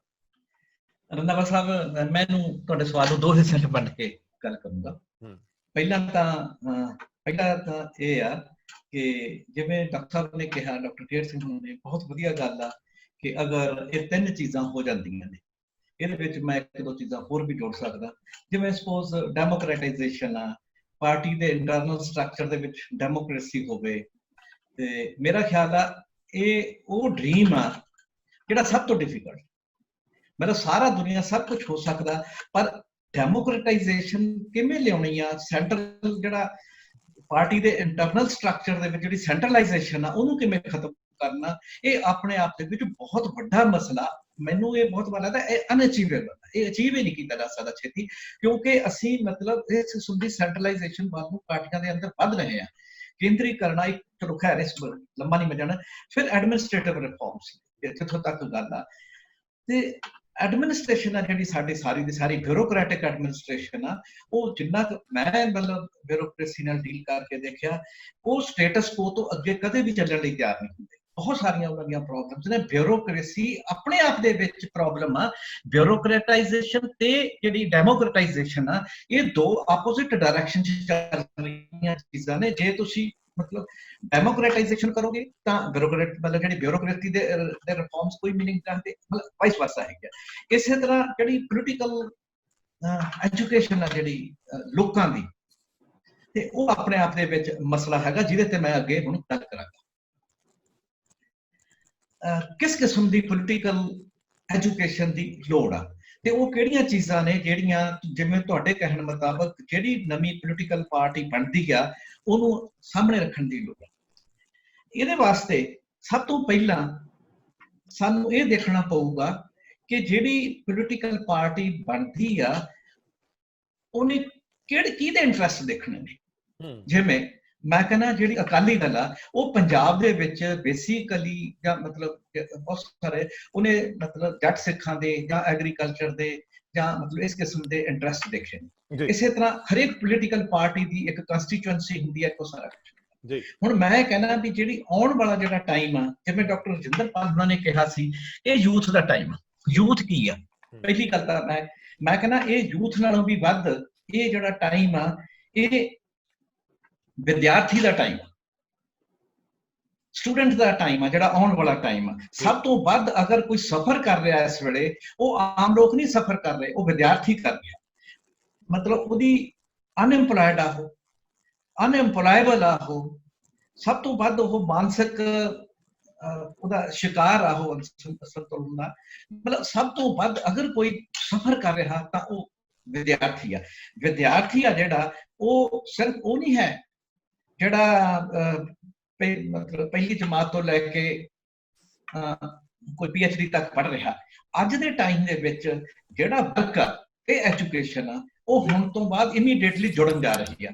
ਵਰਕ ਤੇ ਵਿਦਿਆਰਥੀ ਇੱਕੋ ਹੀ ਚੀਜ਼ ਬਣਨ ਜਾ ਰਹੇ ਨੇ। ਜਿੰਨੀ ਦੇਰ ਤੱਕ ਤੁਸੀਂ ਰੈਗੂਲਰਲੀ ਲਾਈਫ ਟਾਈਮ ਮਤਲਬ ਐਜੂਕੇਸ਼ਨ ਲਰਨਿੰਗ ਨਹੀਂ ਉਹਦੇ ਨਾਲ ਜੁੜੋਗੇ, ਤੁਸੀਂ ਨਾ ਕੰਮ ਕਰ ਸਕਦੇ ਹੋ, ਨਾ ਮਤਲਬ ਤੁਹਾਡਾ ਕੋਈ ਪ੍ਰੋਬਲਮ ਸੋਲਵ ਹੋ ਸਕਦੀ ਹੈ। ਸੋ ਆਉਣ ਵਾਲੇ ਟਾਈਮ ਦੇ ਵਿੱਚ ਜਿਵੇਂ ਬਹੁਤ ਸਾਰੇ ਲੋਕ ਕਹਿ ਰਹੇ ਨੇ ਕਿ ਜਿਹੜੀ ਏਜੰਸੀ ਆਉਣ ਵਾਲੇ ਟਾਈਮ ਦੇ ਵਿੱਚ ਚੇਂਜ ਦੀ ਉਹ ਨੈਟਵਰਕਡ ਸਟੂਡੈਂਟ ਆ, ਨੈਟਵਰਕਡ ਯੂਥ ਆ, ਜਿਨ੍ਹਾਂ ਦੇ ਵਿੱਚ ਉਹਨਾਂ ਨੇ ਕਿਸੇ ਤੋਂ ਕੌਨਸ਼ੀਅਸਨੈਸ ਨਹੀਂ ਲੈਣੀ, ਉਹਨਾਂ ਨੇ ਪੋਲੀਟੀਕਲ ਕੌਨਸ਼ੀਅਸਨੈਸ ਆਪਣੇ ਆਪ ਦੇ ਵਿੱਚ ਆਪ ਜਗਾਉਣੀ ਹੈ। ਉਹਨਾਂ ਦੀਆਂ ਬੇਸ ਜਿਹੜੀਆਂ ਪ੍ਰੋਬਲਮਸ ਨੇ, ਉਹਨਾਂ ਦੀਆਂ ਜਿਹੜੀਆਂ ਸਮੱਸਿਆਵਾਂ ਨੇ, ਉਹੀ ਸਮੱਸਿਆਵਾਂ ਆਉਣ ਵਾਲੇ ਟਾਈਮ ਦੀਆਂ ਸਮੱਸਿਆਵਾਂ ਨੇ, ਸੁਸਾਇਟੀ ਦੀ ਸਮੱਸਿਆਵਾਂ ਨੇ ਉਹ ਸਾਰੇ। ਤੇ ਦੂਸਰੀ ਗੱਲ ਜਿਹੜੀ ਮੈਂ ਗੱਲ ਕਹਿਣਾ ਚਾਹੁੰਦਾ ਕਿ ਇਹ ਸਾਨੂੰ ਬਿਲਕੁਲ ਭੁੱਲ ਜਾਣਾ ਚਾਹੀਦਾ ਕਿ ਪੰਜਾਬ ਕੋਈ ਇੰਡੀਪੈਂਡੈਂਟਲੀ ਕੋਈ ਐਕਟੀਵਿਟੀ ਕਰ ਸਕਦਾ, ਕੋਈ ਚੀਜ਼ ਆਪਣੇ ਅੰਦਰ ਚੇਂਜ ਕਰ ਸਕਦਾ। ਜਿਹੜੀ ਇਸ ਵੇਲੇ ਸਾਰਾ ਸੰਸਾਰ ਆ ਜਿਹੜਾ ਉਹ ਇੱਕ ਨੈਟਵਰਕ ਵਿੱਚ ਬੰਨਿਆ ਜਾ ਚੁੱਕਿਆ। ਜਿੰਨੀਆਂ ਲੋਕਲ ਚੀਜ਼ਾਂ ਨੇ, ਲੋਕਲ ਨੈਟਵਰਕਸ ਨੇ, ਉਹ ਵੀ ਗਲੋਬਲ ਨੈਟਵਰਕ ਦਾ ਪਾਰਟ ਆ। ਚਾਹੇ ਅਸੀਂ ਲੱਖ ਕਹੀ ਜਾਈਏ ਕਿ ਅਸੀਂ ਚੀਜ਼ ਦੀ ਕੋਈ ਚੀਜ਼ ਨਹੀਂ ਖਰੀਦਣੀ, ਅਸੀਂ ਇਸ ਗੱਲ ਤੋਂ ਪਰਾਂ ਨਹੀਂ ਹੋ ਸਕਦੇ। ਸਾਰਾ ਸੰਸਾਰ ਇੱਕ ਦੇ ਵਿੱਚ ਜੁੜਿਆ ਹੋਇਆ ਤੇ ਇਸ ਵੇਲੇ ਜਿਹੜੀਆਂ ਪ੍ਰੋਬਲਮਸ ਨੇ ਉਹ ਪੰਜਾਬ ਦੀਆਂ ਪ੍ਰੋਬਲਮਸ ਨਹੀਂ ਹੈ, ਉਹ ਸਾਰੀਆਂ ਪ੍ਰੋਬਲਮਸ ਨੇ ਜਿਹੜੀਆਂ ਉਹ ਸੰਸਾਰ ਦੀਆਂ ਪ੍ਰੋਬਲਮਸ ਨੇ। ਜੇ ਚਾਹੇ ਉਹ এনवायरमेंट ਦੀ ਆ, ਚਾਹੇ ਉਹ ਇਨਇਕੁਐਲਿਟੀ ਦੀ ਆ, ਜਿੰਨੀਆਂ ਪ੍ਰੋਬਲਮਸ ਨੇ, ਚਾਹੇ ਉਹ ਅਨਐਮਪਲੋਇਮੈਂਟ ਦੀਆਂ, ਸਾਰੀਆਂ ਪ੍ਰੋਬਲਮਸ ਨੇ ਜਿਹੜੀਆਂ ਉਹ ਗਲੋਬਲ ਪ੍ਰੋਬਲਮਸ ਨੇ, ਜਿਹਦੇ ਪਿੱਛੇ ਨਿਊ ਲਿਬਰਲਿਜ਼ਮ ਦੀ ਜਿਹੜੀ ਪਾਲਿਸੀ ਆ ਜਿਹੜੀ 1980 ਦੇ ਵਿੱਚ ਥੈਚਰ ਤੇ ਰੀਗਨ ਨੇ ਜਿਹੜੀ ਇੰਟਰੋਡਿਊਸ ਕੀਤੀ ਆ, ਜਿਹਦੇ ਰਾਹੀਂ ਜਿਹੜੀ ਲੋਕਾਂ ਨੂੰ ਮਤਲਬ ਜਿਹੜੇ ਮਿਲਦੇ ਸੀ ਪਹਿਲਾਂ ਵੈਲਫੇਅਰ ਸਕੀਮ ਸੀਗੀਆਂ ਉਹ ਸਾਰੀਆਂ ਖਤਮ ਕਰਕੇ ਇੱਕ ਖਾਸ ਕਿਸਮ ਦੀ ਪ੍ਰਕੇਰੀਅਸ ਸਿਚੁਏਸ਼ਨ ਪੈਦਾ ਕਰ ਦਿੱਤੀ। ਉਹ ਸਾਰੇ ਕਾਸੇ ਦਾ ਜਾੜਾ ਤੇ 2008 ਦਾ ਜਿਹੜਾ ਹੋਇਆ ਆਰਥਿਕ ਸੰਕਟ ਉਹਨੇ ਇਸ ਚੀਜ਼ ਨੂੰ ਬਹੁਤ ਜ਼ਿਆਦਾ ਮੈਗਨੀਫਾਈ ਕਰਤਾ। ਸੋ ਇਹ ਇਸ ਚੀਜ਼ ਦੀਆਂ ਜਿੰਨੀ ਦੇਰ ਤੱਕ ਇਹ ਪ੍ਰੋਬਲਮਸ ਨਹੀਂ ਹੱਲ ਹੋਣਗੀਆਂ, ਗਲੋਬਲੀ ਨਹੀਂ ਹੱਲ ਹੋਣਗੀਆਂ, ਕੋਈ ਦੀ ਮਤਲਬ ਹੁਣ ਇਹ ਆ ਵੀ ਜੇ ਗਲੋਬਲੀ ਕੀ ਗਲੋਬਲ ਦੀ ਸਾਂਝੀ ਮੂਵਮੈਂਟ ਚੱਲੇਗੀ? ਨਹੀਂ, ਮੈਂ ਨਹੀਂ ਇਹ ਗੱਲ ਕਹਿ ਰਿਹਾ। ਮੈਂ ਕਹਿ ਰਿਹਾ ਕਿ ਇਸ ਗਲੋਬਲ ਇਸ਼ੂ ਦੇ ਉੱਤੇ ਸਾਰੇ ਦੁਨੀਆ ਦੀਆਂ ਲੋਕਾਂ ਨੂੰ, ਧਿਰਾਂ ਨੂੰ ਆਪੋ ਆਪਣੀ ਜਿਹੜੀ ਸਿਚੁਏਸ਼ਨ ਦੇ ਮੁਤਾਬਕ ਲੜਾਈ ਲੜਨੀ ਪਊਗੀ, ਪਰ ਸਾਰੀ ਦੁਨੀਆ ਦੀ ਲੜਾਈ ਦਾ ਇੱਕ ਸਾਂਝਾ ਮਿਸ਼ਨ ਹੋਏਗਾ ਕਿ ਅਸੀਂ ਨਿਊ ਲਿਬਰਲਿਜ਼ਮ ਤੋਂ ਬਿਯੋਂਡ ਕਿਵੇਂ ਜਾਣਾ ਇਸ ਵੇਲੇ, ਜਿੱਥੇ ਜਿਹੜੀ ਵਿਦਿਆਰਥੀਆਂ ਦੀਆਂ, ਯੂਥ ਦੀਆਂ ਜਿਹੜੀਆਂ ਪ੍ਰੈਕੈਰਿਟੀ ਦੀਆਂ ਪ੍ਰੋਬਲਮਸ ਨੇ ਇਹਨਾਂ ਨੂੰ ਹੱਲ ਕੀਤਾ ਜਾ ਸਕੇ। ਸੋ ਆਉਣ ਵਾਲੀ ਜਿਹੜੀ ਵੀ ਪੋਲੀਟੀਕਲ ਪਾਰਟੀ ਆ, ਮੈਂ ਸਮਝਦਾ ਕਿ ਉਹ ਸਿਰਫ ਤੇ ਸਿਰਫ ਸਟੂਡੈਂਟਸ ਦੀਆਂ ਸਮੱਸਿਆਵਾਂ ਨੂੰ ਲੈ ਕੇ, ਸਟੂਡੈਂਟਸ ਤੇ ਵਰਕ ਦੀਆਂ ਸਮੱਸਿਆਵਾਂ ਨੂੰ, ਕੰਮ ਦੀਆਂ ਸਮੱਸਿਆਵਾਂ ਨੂੰ ਲੈ ਕੇ, ਮੈਂ ਸਮਝਦਾ 15 ਤੋਂ 37 ਸਾਲ ਤੱਕ ਦਾ ਜਿਹੜਾ ਇਹ ਪੀਰੀਅਡ ਆ ਇਹਦੇ ਨਾਲ ਜੁੜੇ ਹੋਏ ਲੋਕਾਂ ਦੀਆਂ ਸਮੱਸਿਆਵਾਂ ਔਰ ਉਹਨਾਂ ਦੇ ਹੱਲ ਔਰ ਉਹਨਾਂ ਦੇ ਨੂੰ ਗਲੋਬਲ ਕੰਟੈਕਸਟ ਦੇ ਵਿੱਚ ਰੱਖ ਕੇ ਜੇ ਅਸੀਂ ਸਮਝਣ ਦੀ ਕੋਸ਼ਿਸ਼ ਕਰਾਂਗੇ, ਉਹਦੇ ਬੇਸ ਦੇ ਉੱਤੇ ਅਸੀਂ ਪੋਲੀਟੀਕਲ ਪਾਰਟੀਆਂ ਆਰਗੇਨਾਈਜ਼ ਕਰਾਂਗੇ ਤਾਂ ਇਹ ਸੰਭਵ ਹੈ। ਮੌਜੂਦਾ ਪੋਲੀਟੀਕਲ ਪਾਰਟੀਆਂ ਤੋਂ ਜੇ ਅਸੀਂ ਕੋਈ ਹੱਲ ਲੱਭੀਏ ਤਾਂ ਮੈਂ ਸਮਝਦਾ ਕਿ ਬਹੁਤ ਸਾਨੂੰ ਨਿਰਾਸ਼ਾ ਦਾ ਸਾਹਮਣਾ ਕਰਨਾ ਪਊਗਾ। ਡਾਕਟਰ ਸਾਹਿਬ, ਮੈਂ ਡੈਫੀਨੇਟਲੀ ਇਹਨਾਂ ਚੀਜ਼ਾਂ ਤੇ ਧਿਆਨ ਕੇਂਦਰ ਕਰ ਰਿਹਾ, ਲੇਕਿਨ ਮੈਨੂੰ ਇੰਝ ਲੱਗਦਾ ਹੈ ਕਿ ਇਹ ਮੁੱਢਲੀਆਂ ਜਿਹੜੀਆਂ ਸਾਡੀਆਂ ਜ਼ਰੂਰਤਾਂ ਨੇ ਇਹ ਤਾਂ ਅੱਗੇ ਜਾ ਕੇ ਜਦੋਂ ਅਸੀਂ ਸਾਲ ਦਰ ਸਾਲ ਅੱਗੇ ਚੱਲਾਂਗੇ ਔਰ ਬਹੁਤ ਬਰੀਕ ਮਹੀਨ ਬੁੱਧੀ ਵਾਲੇ ਲੋਕਾਂ ਨੂੰ ਇੱਥੇ ਕੰਮ ਕਰਨਾ ਹੋਊਗਾ, ਤੁਹਾਡੇ ਵਰਗੇ ਲੋਕਾਂ ਨੂੰ, ਲੇਕਿਨ ਮੁੱਢਲੀਆਂ ਜਿਹੜੀਆਂ ਤਬਦੀਲੀਆਂ ਉਹਦੇ ਲਈ ਸਾਨੂੰ ਬੁਨਿਆਦੀ ਚੀਜ਼ਾਂ ਹੀ ਫੜਨੀਆਂ ਪੈਣੀਆਂ। ਸੋ ਮੈਂ ਤੁਹਾਨੂੰ ਸਵਾਲ ਪੁੱਛਦਾ, ਤੁਹਾਨੂੰ ਸਵਾਲ ਕਰਦਾ, ਇਹ ਚੀਜ਼ਾਂ ਅਸੀਂ ਵੱਡੀਆਂ ਕੀ ਜਿਹੜੀ ਅਨਐਮਪਲੋਇਮੈਂਟ ਹੈ ਬੁਨਿਆਦੀ ਸਮੱਸਿਆ ਨਹੀਂ? ਮੈਂ ਜਿਹੜੀ ਗੱਲ ਕਰਦਾ ਹਾਂ, ਤੁਸੀਂ ਠੀਕ ਕਹਿ ਰਹੇ ਹੋ ਕਿ ਇਹ ਬੁਨਿਆਦੀ ਸਮੱਸਿਆ ਹੈ, ਇਹ ਜਿਹੜੀ ਸਾਡੀ ਬੇਰੁਜ਼ਗਾਰੀ ਇਹੀ ਜੜ ਆ। ਲੇਕਿਨ ਬੇਰੁਜ਼ਗਾਰੀ ਨੂੰ ਖਤਮ ਕਰਨ ਲਈ ਸਭ ਤੋਂ ਪਹਿਲਾਂ ਸਾਨੂੰ ਇਹ ਦੇਖਣਾ ਪਊਗਾ ਕਿ ਭੂਗੋਲਿਕ ਤੌਰ ਤੇ, ਸਾਧਨਾਂ ਦੇ ਤੌਰ ਤੇ ਅਸੀਂ ਕਰ ਕੀ ਸਕਦੇ ਹਾਂ। ਸਭ ਤੋਂ ਪਹਿਲਾਂ ਸਾਨੂੰ ਇਹ ਦੇਖਣਾ ਪਊਗਾ ਕਿ ਜਿੰਨੇ ਸਾਡੇ ਸਰੋਤ ਆ ਉਹਨਾਂ ਦੀ ਵਰਤੋਂ ਹੋ ਰਹੀ ਕਿ ਦੁਰਵਰਤੋਂ ਹੋ ਰਹੀ ਹੈ। ਦੇਖੋ, ਅਸੀਂ ਬੇਰੁਜ਼ਗਾਰੀ ਨੂੰ ਦੂਰ ਕਰਨ ਲਈ, ਨੌਜਵਾਨਾਂ ਦੀਆਂ ਖਾਹਿਸ਼ਾਂ ਨੂੰ ਪਾਲਣ ਲਈ ਅਸੀਂ ਉਹਨਾਂ ਦੇ ਸੁਪਨੇ ਜਿਹੜੇ ਉਹਨਾਂ ਨੂੰ ਸਹੀ ਧਰਾਤਲ ਦੇਣ ਲਈ ਪਹਿਲਾਂ ਇਹ ਤਾਂ ਦੇਖੀਏ ਕਿ ਜੋ ਸਾਡੇ ਕੋਲ ਮੌਜੂਦ ਆ ਉਹ ਸਾਨੂੰ ਸਭ ਤੋਂ ਪਹਿਲਾਂ ਸਿਸਟਮ 'ਚ ਜੋ ਪਿਆ ਉਹਨੂੰ ਦਰੁਸਤ ਕਰਨ ਲਈ ਉਲਝਣਾ ਪਊਗਾ। ਸੋ ਇਹ ਮੈਂ ਮੇਰਾ ਸਵਾਲ ਸਿਰਫ ਇੰਨਾ ਸੀਗਾ ਕਿ ਅਸੀਂ ਐਜੂਕੇਸ਼ਨ ਜਿਹੜੀ ਬਿਹਤਰ ਕਰ ਸਕਦੇ ਆ ਜਦੋਂ ਸਾਨੂੰ ਐਜੂਕੇਸ਼ਨ ਦੀ ਸਮਝ ਆ ਜਾਊਗੀ। ਅਜੇ ਤੱਕ ਤੇ ਅਸੀਂ ਸਿਰਫ ਤੇ ਸਿਰਫ ਐਕਸਪੈਰੀਮੈਂਟ 'ਚ ਹੀ ਰੁੱਝਤ ਆ। ਅਜੇ ਤੱਕ ਅਸੀਂ ਰੰਧਾਵਾ ਸਾਹਿਬ ਕੋਈ ਐਕਸਪੈਰੀਮੈਂਟ ਨਹੀਂ ਹੈ। ਇਸ ਵੇਲੇ ਮੈਂ ਤੁਹਾਨੂੰ ਗੱਲ ਦੱਸਾਂ, ਐਜੂਕੇਸ਼ਨ ਦੇ ਉੱਤੇ ਇੰਨਾ ਕੁਝ ਅਵੇਲੇਬਲ ਆ, ਇੰਨੀਆਂ ਸੰਭਾਵਨਾਵਾਂ ਮੌਜੂਦ ਨੇ। ਮੈਂ ਤੁਹਾਨੂੰ ਇੱਕ ਸਿੰਪਲ ਗੱਲ ਦੱਸਦਾ ਕਿ ਜੇ ਅਸੀਂ ਵਿਦਿਨ ਮਤਲਬ 2-3 ਇਅਰਸ ਆਪਣੀ ਐਜੂਕੇਸ਼ਨ ਨੂੰ ਰਿਫਾਰਮ ਨਾ ਕੀਤਾ ਤਾਂ ਅਸੀਂ ਦੂਸਰੀ ਵੱਡੀ ਗੁਲਾਮੀ ਦੇ ਵਿੱਚ ਫਸ ਜਾਵਾਂਗੇ। ਮੈਂ ਤੁਹਾਨੂੰ ਉਹਦਾ ਕਾਰਨ ਦੱਸਦਾ ਜੀ। ਹੁਣ ਤੁਸੀਂ ਟਾਈਮ ਤਾਂ ਲੈ ਰਿਹਾ ਪਰ ਇਹ ਗੱਲ ਨਹੀਂ ਜ਼ਰੂਰੀ ਹੈ। ਹਾਂ ਜ਼ਰੂਰ ਤੁਸੀਂ ਕਰੋ। ਹਾਂਜੀ ਹਾਂਜੀ। ਹੁਣ ਸਿਚੁਏਸ਼ਨ ਇਸ ਵੇਲੇ ਕੀ ਆ ਕਿ ਕਰੋਨਾ ਨੇ ਕੀ ਕੀਤਾ ਸਾਡੇ ਲਈ? ਕਰੋਨਾ ਨੇ ਇਹ ਮਜਬੂਰ ਕਰ ਦਿੱਤਾ ਕਿ ਜਿਹੜੇ ਬੱਚੇ ਨੇ ਉਹ ਕਲਾਸਰੂਮ ਦੇ ਵਿੱਚ ਜਾ ਕੇ ਨਹੀਂ, ਉਹ ਆਨਲਾਈਨ ਪੜ੍ਹਨਗੇ। ਇਹ ਇੱਕ ਮਜਬੂਰੀ ਕ੍ਰੀਏਟ ਕਰ ਦਿੱਤੀ। ਔਰ ਇਸ ਮਜਬੂਰੀ ਨਾਲ ਕੀ ਹੋ ਰਿਹਾ ਕਿ ਅਸੀਂ ਜਿਸ ਕਿਸਮ ਨਾਲ ਆਨਲਾਈਨ ਬੱਚਿਆਂ ਨੂੰ ਐਜੂਕੇਸ਼ਨ ਪ੍ਰੋਵਾਈਡ ਕਰ ਰਹੇ ਹਾਂ ਉਹ ਬਹੁਤ ਹੀ ਥੱਲੇ ਵਾਲੇ ਕਿਸਮ ਦੀ ਆ, ਜਿਹਦਾ ਕੋਈ ਮੀਨਿੰਗ ਨਹੀਂ ਹੈ। ਐਜੂਕੇਸ਼ਨ ਬ੍ਰੌਡਲੀ 4 ਚੀਜ਼ਾਂ ਕਰਦੀ ਆ। ਨੰਬਰ 1 ਉਹ ਨੌਲੇਜ ਪ੍ਰੋਵਾਈਡ ਕਰਦੀ ਆ। ਨੰਬਰ 2 ਸਕਿੱਲਸ ਦਿੰਦੀ ਆ, ਬੱਚਿਆਂ ਨੂੰ ਸਕਿੱਲ ਸਿਖਾਉਂਦੀ ਆ। ਨੰਬਰ 3 ਤੇ ਉਹ ਸਕਿੱਲਸ ਤੇ ਉਸ ਨੌਲੇਜ ਨਾਲ ਬੇਸ ਨਾਲ ਜੁੜੀਆਂ ਹੋਈਆਂ ਜਿਹੜਾ ਵੈਲਿਊ ਸਿਸਟਮ ਆ ਉਹ ਪ੍ਰੋਵਾਈਡ ਕਰਦੀ ਆ। ਤੇ ਚੌਥੇ ਨੰਬਰ ਤੇ ਉਹਨਾਂ ਸਕਿੱਲਸ ਨਾਲ, ਉਸ ਨੌਲੇਜ ਨਾਲ ਜਿਹੜੀਆਂ ਜੁੜੀਆਂ ਹੋਈਆਂ ਧਿਰਾਂ ਨੇ ਉਹਨਾਂ ਦੀਆਂ ਕਮਿਊਨਿਟੀਜ਼ ਡਿਵੈਲਪ ਕਰਦੀ ਆ। ਇਹ ਜਿਹੜੇ ਸਾਰੇ ਕੰਮ ਨੇ, ਮਤਲਬ ਜਦੋਂ ਤੁਸੀਂ ਬਹੁਤ ਡੀਪਲੀ ਇਹਨਾਂ ਨੂੰ ਦੇਖੋਗੇ ਤਾਂ ਇਹ ਕੰਮ ਕਲਾਸਰੂਮ ਟੀਚਿੰਗ ਨਾਲੋਂ ਆਨਲਾਈਨ ਜਿਹੜੀ ਲਰਨਿੰਗ ਆ ਉਹ ਜ਼ਿਆਦਾ ਬਿਹਤਰ ਕਰ ਸਕਦੀ ਆ। ਔਰ ਦੁਨੀਆ ਦੀਆਂ 4 ਯੂਨੀਵਰਸਿਟੀਆਂ ਇਹ ਕੰਮ ਕਰ ਰਹੀਆਂ ਨੇ। ਇੱਕ ਗਰੁੱਪ ਦੇ ਵਿੱਚ ਹੈਗੀ ਹਾਰਵਰਡ ਤੇ MIT, ਦੂਸਰੇ ਦੇ ਵਿੱਚ ਹੈਗੀ ਸਟੈਨਫੋਰਡ ਤੇ ਇੱਕ ਪ੍ਰਿੰਸਟਨ ਯੂਨੀਵਰਸਿਟੀ ਸੀ। ਸੋ ਇਹ ਯੂਨੀਵਰਸਿਟੀਆਂ ਮਤਲਬ ਕਰ ਰਹੀਆਂ ਨੇ ਕੰਮ। ਹੁਣ ਜਿਵੇਂ ਕਿਸ ਲੈਵਲ ਤੇ ਕੰਮ ਹੋ ਰਿਹਾ ਕਿ ਗੂਗਲ ਨੇ ਇੱਕ ਸੌਫਟਵੇਅਰ ਡਿਵੈਲਪ ਕੀਤਾ, ਜਿਵੇਂ ਅਸੀਂ ਦੇਖਦੇ ਹਾਂ ਕਿ ਐਂਡਰੋਇਡ ਦਾ ਸੌਫਟਵੇਅਰ ਹੈਗਾ ਤੇ ਲੋਕ ਉਹਦੇ ਤੇ ਕੰਮ ਕਰਦੇ ਨੇ ਤੇ ਉਹਦੇ ਤੇ ਲੱਖਾਂ ਲੋਕ ਉਹਦੇ ਤੇ ਐਪਸ ਬਣਾਉਂਦੇ ਨੇ। ਤੇ ਉਹਨਾਂ ਨੇ ਆਰਟੀਫੀਸ਼ੀਅਲ ਇੰਟੈਲੀਜੈਂਸ ਦੇ ਵਿੱਚ ਇਹ ਕੀਤਾ ਤੇ ਉਹ ਚਾਹੁੰਦੇ ਸੀ ਕਿ ਲੋਕ ਇਮੀਡੀਏਟਲੀ ਲੱਖਾਂ ਦੀ ਗਿਣਤੀ ਦੇ ਵਿੱਚ ਇਹ ਸੌਫਟਵੇਅਰ ਦੇ ਵਿੱਚ ਦੀ ਲੈਂਗੁਏਜ ਸਿੱਖ ਕੇ ਇਹਦੇ ਤੇ ਕੰਮ ਕਰਨਾ ਸ਼ੁਰੂ ਕਰਨ ਤੇ ਉਹਦੇ ਨਾਲ ਉਹਨਾਂ ਨੂੰ ਅਸੀਂ 1-2 ਲੱਖ ਬੱਚਿਆਂ ਨੂੰ ਜੌਬਸ ਦੇਈਏ, ਉਹ ਆਪਣੇ ਕੰਮ ਤੇ ਲੱਗਣ ਤੇ ਸਾਨੂੰ ਅਮੀਰ ਕਰਨ। ਇਹ ਉਹਨਾਂ ਦੀ ਕਹਾਣੀ ਸੀ। ਉਹਨਾਂ ਨੇ ਬਹੁਤ ਮੁਸ਼ਕਲ ਸੀ ਕਿ ਯੂਨੀਵਰਸਿਟੀਆਂ ਦੇ ਵਿੱਚ ਇਹ ਕੰਮ ਕਿਵੇਂ ਕੀਤਾ ਜਾਵੇ। ਉਹਨਾਂ ਨੇ 3 ਧਿਰਾਂ ਨੂੰ ਕੰਟੈਕਟ ਕੀਤਾ। ਇੱਕ ਸੀ MIT, ਜਿਹੜੀ ਕਿ ਦੁਨੀਆ ਦੀ ਸਭ ਤੋਂ ਵੱਡੀ ਟੈਕਨੋਲੋਜੀ ਦੀ ਯੂਨੀਵਰਸਿਟੀ ਹੈ। ਉਹਨਾਂ ਨੇ ਕਿਹਾ ਕਿ ਇਸ ਕੰਮ ਲਈ ਜਾਰਜੀਆ ਇੰਸਟੀਚਿਊਟ ਆਫ ਟੈਕਨੋਲੋਜੀ ਦੇ ਇੱਕ ਪ੍ਰੋਫੈਸਰ ਹੈਗੇ ਨੇ, ਉਹਨਾਂ ਦੀ ਸਲਾਹ ਲੈਣੀ ਚਾਹੀਦੀ ਹੈ। ਤੀਜੇ ਨੰਬਰ ਤੇ ਜਿਹੜੀਆਂ ਐਲਗੋਰਿਦਮਿਕ ਮਸ਼ੀਨਸ ਨੇ ਜਿਨ੍ਹਾਂ ਰਾਹੀਂ ਆਨਲਾਈਨ ਐਜੂਕੇਸ਼ਨ ਦਿੱਤੀ ਜਾ ਰਹੀ ਹੈ, ਜਿਹੜੇ ਉਸ ਕਿਸਮ ਦੇ ਪਲੇਟਫਾਰਮਸ ਨੇ ਉਹ ਵੀ 4-5 ਹੈਗੇ ਨੇ ਦੁਨੀਆ ਦੇ ਵਿੱਚ, ਇੱਕ ਉਹਨਾਂ ਦੇ ਨਾਲ ਕੀਤੀ। ਉਹਨਾਂ 4 ਧਿਰਾਂ ਨੇ ਵਿਦਿਨ 3 ਮੰਥਸ ਦੇ ਵਿੱਚ ਉਹਨਾਂ ਨੇ ਕੋਰਸ ਡਿਜ਼ਾਈਨ ਕੀਤਾ, 6 ਮੰਥ ਦਾ ਕੋਰਸ ਦਿੱਤਾ ਤੇ ਉਸ ਤੋਂ ਬਾਅਦ ਉਹਨਾਂ ਨੇ 1 ਸਾਲ ਦੇ ਵਿਦਿਨ 20 ਲੱਖ ਲੋਕਾਂ ਨੂੰ ਟ੍ਰੇਨ ਕਰ ਦਿੱਤਾ ਉਸ ਦੇ ਵਿੱਚ, ਜਿਹਦੇ ਵਿੱਚੋਂ 4-5 ਲੱਖ ਲੋਕ ਉਸ ਕੰਮ ਧੰਦੇ ਤੇ ਲੱਗ ਗਏ। ਕੀ ਇਹ ਕੰਮ ਹਿੰਦੁਸਤਾਨ ਦੀਆਂ ਯੂਨੀਵਰਸਿਟੀਆਂ ਕਰ ਸਕਦੀਆਂ? ਨਹੀਂ ਕਰ ਸਕਦੀਆਂ।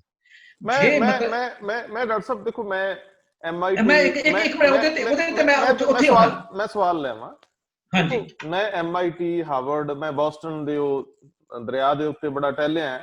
ਮੈਂ ਉਹਨਾਂ ਲੋਕਾਂ ਨੂੰ ਸਮਝਣ ਦਾ ਯਤਨ ਕੀਤਾ ਕਿ ਜਦੋਂ ਉਹ ਲੋਕ ਬਹੁਤ ਅੱਗੇ ਵਧ ਰਹੇ ਸੀ ਤੇ ਅਸੀਂ ਪੰਜਾਬੀ ਪਿਛਾਂ ਇੰਨੇ ਕਿਉਂ ਚਲੇ ਗਏ। ਸਾਡਾ ਐਜੂਕੇਸ਼ਨਲ ਢਾਂਚਾ ਪੂਰੀ ਤਰ੍ਹਾਂ ਮਰਿਆ। ਸਭ ਤੋਂ ਵੱਡਾ ਨੁਕਸਾਨ ਹੋਇਆ ਕਿ ਸਾਡੀਆਂ ਯੂਨੀਵਰਸਿਟੀਆਂ ਦਾ ਜਿਹੜਾ ਅਕਾਦਮਿਕ ਵਾਤਾਵਰਨ ਸੀ ਉਹ ਪ੍ਰਭਾਵਿਤ ਹੋ ਗਿਆ। ਅੱਜ ਇੱਥੇ ਰਿਸਰਚ ਦੇ ਨਾਂ ਤੇ ਜੁਗਾੜ ਹੀ ਆ, ਹੋਰ ਕੁਝ ਨਹੀਂ।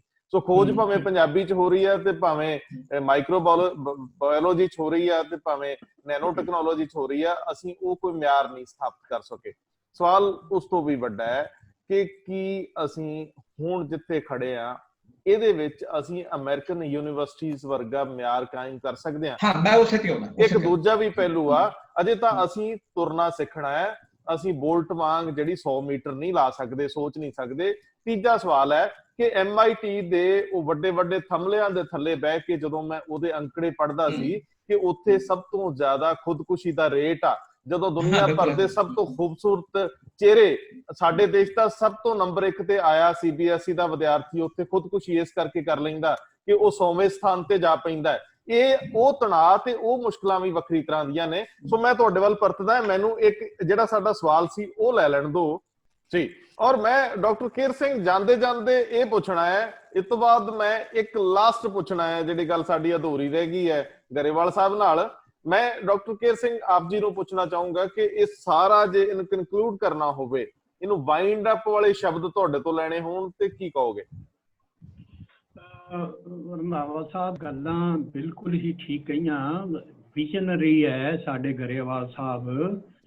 ਤੇ ਮੈਂ ਅਕਸਰ ਗੱਲਬਾਤ ਇਹਨਾਂ ਨਾਲ ਕਰਦੇ ਵੀ ਜਿਹੜੇ ਕਹਿੰਦੇ ਹਲਾਂ ਬਹੁਤ ਵੱਡਾ ਭਰ ਲੈਂਦੇ ਹੈ। ਸਮੱਸਿਆ ਇਹ ਹੈ ਕਿ ਗਿਵਨ ਸਿਚੁਏਸ਼ਨ, ਦੇਖੋ ਨਾ ਸਿਆਸਤ ਤੇ ਉਹ ਹੁੰਦੀ ਹੈ, ਇਹ ਪ੍ਰੈਕਟੀਕਲ ਹੈ, ਆਰਟ ਆਫ ਪੋਸੀਬਲ ਹੈ। ਗਿਵਨ ਸਿਚੁਏਸ਼ਨ ਕੀ ਹੈ? ਗਿਵਨ ਸਿਚੁਏਸ਼ਨ 'ਚ ਕੀ ਪ੍ਰਸ਼ਨ ਤੁਹਾਡੇ ਹਨ, ਉਹਨਾਂ ਦਾ ਕੀ ਇਮੀਡੀਏਟ ਹੱਲ ਹੋ ਸਕਦਾ, ਫੌਰੀ ਉਹਦੇ 'ਚੋਂ ਕੀ ਲੱਭਿਆ ਜਾ ਸਕਦਾ, ਦੇਰ ਦੀ ਕੀ ਨੀਤੀ ਹੋ ਸਕਦੀ, ਦੂਰ ਪਾ ਜਿਸਨੂੰ ਆਪਾਂ ਕਹਿੰਦੇ ਉਹ ਕੀ। ਗਰੇਵਾਲ ਸਾਹਿਬ ਜਿਹੜੀ ਹੈ ਦੂਰ ਦ੍ਰਿਸ਼ਟੀ ਨਾਲ ਗੱਲ ਕਰਨ ਦੀ ਕੋਸ਼ਿਸ਼ ਕਰਦੇ ਆ ਕਿ ਇਹੋ ਜਿਹਾ ਵਿਜ਼ਨ ਵੱਡਾ ਰੱਖ ਕੇ ਉਹਦੇ ਮੁਤਾਬਕ ਆਪਾਂ ਨੀਤੀਆਂ ਘੜੀਏ, ਔਰ ਚੰਗੀ ਗੱਲ ਹੈ, ਮੈਂ ਸਮਝਦਾ। ਮੈਂ ਸਿਰਫ ਇਸ ਨੂੰ ਬਿਲਕੁਲ ਫੌਰੀ ਗੱਲਾਂ ਜਿਹੜੀਆਂ ਮੈਨੂੰ ਸਮਝ ਆ ਰਹੀਆਂ ਸੀਗੀਆਂ ਕਿ ਜਿਹੜੀ ਇਸ ਵੇਲੇ ਦੀ ਪੋਲੀਟਿਕਸ ਹੈਗੀ ਹੈ ਜਿੱਥੋਂ ਅਸੀਂ ਮਾਯੂਸ ਹੈ, ਉਹ ਮਾਯੂਸ ਕੋਨ ਪੋਲੀਟਿਕਸ ਤੋਂ ਜੇ ਅਸੀਂ ਲੋਕਾਂ ਨੂੰ ਕੰਕਰੀਟ ਬਦਲ, ਕਿਉਂਕਿ ਜਨ ਸਧਾਰਨ ਦੇ ਵਿੱਚ ਇਸ ਤਰ੍ਹਾਂ ਦੀ ਗੱਲ ਜਿਹੜੀ ਹੈ ਅਸੀਂ ਕੰਕਰੀਟਾਈਜ਼ ਕੀਤੇ ਬਿਨਾਂ ਜਾ ਨਹੀਂ ਸਕਦੇ। ਉਹਨਾਂ ਦੇ ਸਾਹਮਣੇ ਸਾਨੂੰ ਖੜਾ ਕਰਨਾ ਪਊ ਪ੍ਰਸ਼ਨ ਕਿ ਆਹ ਮੋਟੇ ਤੌਰ ਤੇ ਗੱਲ ਹੈ, ਇਹਦੇ ਨਾਲ ਤੁਹਾਨੂੰ ਇਹ ਫਾਇਦਾ ਹੋਊਗਾ, ਇਸ ਤਰ੍ਹਾਂ ਜੇ ਤੁਸੀਂ ਚੱਲਦੇ ਹੋ ਤੇ ਤੁਸੀਂ ਇੱਕ ਖਾਸ ਕਿਸਮ ਦੇ ਭੰਬਲ ਭੂਸੇ 'ਚ ਘੁੰਮਰ ਘੇਰੀ 'ਚ ਫਸੇ ਰਹੋਗੇ। ਤਾਂ ਉਹ ਮੈਂ ਤਾਂ ਉਸ ਐਂਗਲ ਤੋਂ ਗੱਲ ਕਰ ਰਿਹਾ ਸੀ, ਬਾਕੀ ਕੋਈ ਸਾਡਾ ਡਿਫਰੈਂਸ ਆਫ ਓਪੀਨੀਅਨ ਹੈ ਨਹੀਂ। ਜਿਹੜੀ ਗੱਲ ਗਰੇਵਾਲ ਸਾਹਿਬ ਕਹਿ ਰਹੇ ਉਹ ਵੱਡੇ ਵਿਜ਼ਨ 'ਚ ਗੱਲ ਕਰ ਰਹੇ ਹੋਏ ਆ, ਮੈਂ ਫੌਰੀ ਜੋ ਗੱਲਾਂ ਕਹਿ ਰਿਹਾ ਵੀ ਇਹੋ ਜਿਹੀਆਂ ਸਮੱਸਿਆਵਾਂ ਹੈ, ਇਹਨਾਂ ਸਮੱਸਿਆਵਾਂ ਨੂੰ ਸ਼ਾਇਦ ਇਸ ਢੰਗ ਨਾਲ ਆਪਾਂ ਉਹਨਾਂ ਨੂੰ ਐਡਰੈਸ ਕਰ ਸਕੀਏ। ਔਰ ਬਰਾੜ ਸਾਹਿਬ ਜਿਸ ਤਰ੍ਹਾਂ ਗੱਲ ਕਹਿ ਰਹੇ ਸੀਗੇ, ਇਹ ਵੀ ਪੁਆਇੰਟ ਬਹੁਤ ਹੀ ਮਹੱਤਵਪੂਰਨ ਹੈ ਕਿ ਸਾਨੂੰ ਕਿਸ ਕਿਸਮ ਦੀ ਸਿਆਸਤ ਜਿਹੜੀ ਹੈ ਉਹਦਾ ਪੈਂਤੜਾ ਲੈਣਾ ਚਾਹੀਦਾ ਹੈ, ਜਿਹੜਾ ਪੈਂਤੜਾ ਸਮੁੱਚੇ ਪੰਜਾਬ ਦੇ ਹਿੱਤ ਵਿੱਚ ਹੋਵੇ, ਕਿਸੇ ਖਾਸ ਵਰਗ ਜਾਂ ਕਿਸੇ ਖਾਸ ਜ਼ਾਤ ਦੇ ਹਿੱਤ ਵਿੱਚ ਨਾ ਹੋਵੇ। ਸਾਨੂੰ ਇਹੋ ਜਿਹਾ ਪੈਂਤੜਾ ਲੈਣ ਦੀ ਲੋੜ ਹੈ, ਤਾਂ ਹੀ ਅਸੀਂ ਲੋਕਾਂ ਨੂੰ ਉਤਸ਼ਾਹਿਤ ਕਰ ਸਕਦੇ ਹਾਂ, ਜਨ ਸਧਾਰਨ ਨੂੰ ਉਹਦੇ ਨਾਲ ਜੋੜ ਸਕਦੇ ਹਾਂ, ਉਹਨਾਂ ਨੂੰ ਅਸੀਂ ਉਤਸ਼ਾਹਿਤ ਕਰ ਸਕਦੇ ਹਾਂ। ਸੋ ਆਮ ਤੌਰ ਤੇ ਮੈਂ ਕਹਿਣਾ ਕਿ ਜਦੋਂ ਜਿਹੜੀ ਗੱਲ ਫੌਰੀ ਤੌਰ ਤੇ ਲੋਕਾਂ ਨੂੰ ਦੁਖੀ ਕਰ ਰਹੀ ਹੈ, ਉਹਦੇ ਹੱਲ ਸਾਨੂੰ ਸੁਜੈਸਟ ਕਰਨੇ ਚਾਹੀਦੇ ਹੈ, ਔਰ ਉਹਦੇ ਸੁਝਾਅ ਮੈਂ ਉਸ ਐਂਗਲ ਤੋਂ ਦੇਣ ਦੀ ਕੋਸ਼ਿਸ਼ ਕੀਤੀ ਸੀ ਰੰਧਾਵਾ ਸਾਹਿਬ। ਬਾਕੀ ਇਹ ਸਾਰੀਆਂ ਗੱਲਾਂ ਆਪਾਂ ਨੂੰ ਪਤਾ ਹੈ ਕਿ ਬਹੁਤ ਵੱਡਾ ਡਿਬੇਟ ਹੈ, ਇੱਕ ਡਿਬੇਟ 'ਚ ਤੇ ਇਹਦਾ ਹੱਲ ਹੋ ਨਹੀਂ ਸਕਦਾ। ਇਹ ਲਗਾਤਾਰ ਇਹ ਕੰਟੀਨਿਊਟੀ ਤੇ ਰਹਿਣੀ ਚਾਹੀਦੀ ਹੈ। ਔਰ ਮੈਂ ਗਰੇਵਾਲ ਸਾਹਿਬ ਜਾਂਦੇ ਜਾਂਦੇ ਜੇ ਕੁਝ ਇੱਕ ਅੱਧ ਮਿੰਟ 'ਚ ਤੁਸੀਂ ਗੱਲ ਆਪਣੀ ਖਤਮ ਕਰ ਲਓ ਤੇ ਮੈਨੂੰ ਬੜੀ ਖੁਸ਼ੀ ਹੋਊਗੀ, ਤਸੱਲੀ ਰਹੂਗੀ ਮਨ ਨੂੰ, ਕਿਉਂਕਿ ਗੱਲ ਤੁਹਾਡੀ ਥੋੜੀ ਅਧੂਰੀ ਰਹਿ ਗਈ।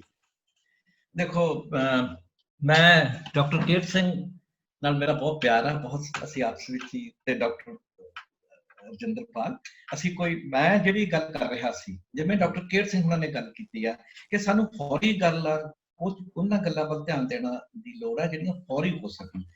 ਇਨਫੈਕਟ ਜਿਹੜੀਆਂ ਮੇਰੀਆਂ ਗੱਲਾਂ ਇਹ ਲੱਗ ਰਹੀਆਂ ਕਿ ਸ਼ਾਇਦ ਮੈਂ ਬਹੁਤ ਵੱਡੇ ਵਿਜ਼ਨ ਦੀ ਗੱਲ ਕਰ ਰਿਹਾ, ਮੈਂ ਉਹ ਗੱਲਾਂ ਕਰ ਰਿਹਾ ਜਿਹੜੀਆਂ ਫੌਰੀ ਨਹੀਂ, ਇੰਸਟੈਂਟਲੀ ਲਾਗੂ ਹੋ ਸਕਦੀਆਂ ਨੇ, ਪਰ ਪੋਲੀਟੀਕਲ ਸਿਚੁਏਸ਼ਨਸ ਐਸੀਆਂ ਨੇ ਕਿ ਉਹਨਾਂ ਨੂੰ ਲਾਗੂ ਕਰਨ ਨਹੀਂ ਦਿੱਤਾ ਜਾ ਰਿਹਾ।